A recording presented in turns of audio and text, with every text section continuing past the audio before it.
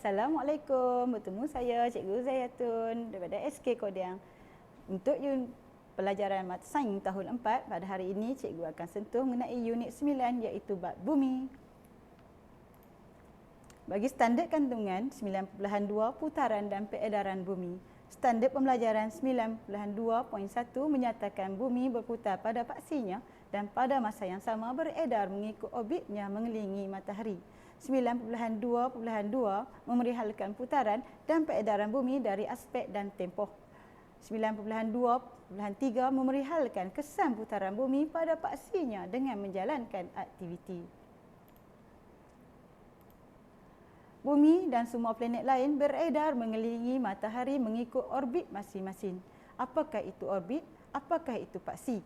Bumi berputar pada paksinya dan pada masa yang sama beredar mengikut orbitnya mengelilingi matahari. Apakah itu paksi? Paksi ialah garis bayangan yang menghubungkan kutub utara dan kutub selatan. Arah dan tempoh semasa putaran dan peredaran bumi. Putaran bumi pada paksinya iaitu daripada arah barat ke timur. Peredaran bumi mengelilingi matahari pada orbitnya mengikut arah lawan jam. Sedikit info sains, bumi berputar pada paksinya mengikut arah lawan jam. Jika murid-murid perhatikan, arah lawan jam daripada pukul 12, 11, 10, 9, 8. Manakala arah pusingan jam pula daripada pukul 12, 1, 2 dan 3 dan seterusnya. Putaran bumi pada paksinya. Jika kita lihat daripada pandangan sisi dan juga daripada pandangan atas, satu putaran lengkap untuk bumi mengelilingi matahari mengambil masa 24 jam ataupun 1 hari. Peredaran bumi mengelilingi matahari pula mengambil masa selama 1 tahun atau 365 1/4 hari, iaitu dalam tempoh 4 tahun kita mempunyai 1 tahun lompat, iaitu pada bulan Februari kita mempunyai 29 hari. Kesan putaran bumi pada paksinya. Yang pertama, kejadian siang dan malam. Yang kedua, perubahan matahari kelihatan seperti berubah-ubah. Dan yang ketiga, perubahan panjang dan arah bayang-bayang. Kejadian siang dan malam, di mana kedudukan bahagian bumi yang menghadap matahari akan mengalami waktu siang. Bahagian bumi yang terlindung daripada cahaya matahari akan mengalami waktu malam. Yang kedua, kedudukan matahari kelihatan seperti berubah-ubah. Pada waktu siang, ketika matahari mula naik, matahari akan berada pada arah timur, dan apabila matahari tenggelam, matahari akan berada di arah barat.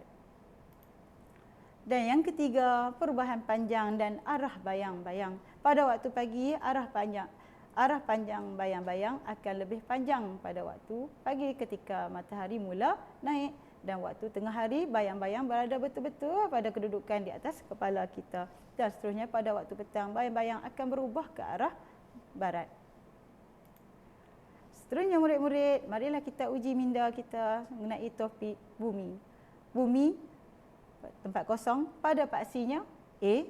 Beredar, B. Berputar ataupun C. Berpusing. Ya, tepat sekali jawapannya B. Bumi berputar pada paksinya. Uji minda 2. Pada masa yang sama juga, bumi beredar mengikut tempat kosongnya mengelilingi matahari. A. Pusingan, B. Paksi, C. Orbit. Ya, tepat sekali jawapannya mengikut orbitnya mengelilingi matahari. Uji minda 3. Peredaran bumi mengelilingi matahari pada orbitnya adalah mengikut A. Arah jam ataupun B. Arah lawan jam. Ya, tepat sekali jawapannya B. Arah lawan jam. Dan uji minda 4. Kesan putaran bumi pada paksinya menyebabkan berlakunya A. Kejadian siang dan malam ataupun B. Pasang surut air laut.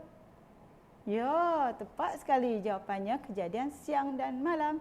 Jadi murid-murid, hingga berjumpa lagi di lain topik. Selamat belajar. Terima kasih.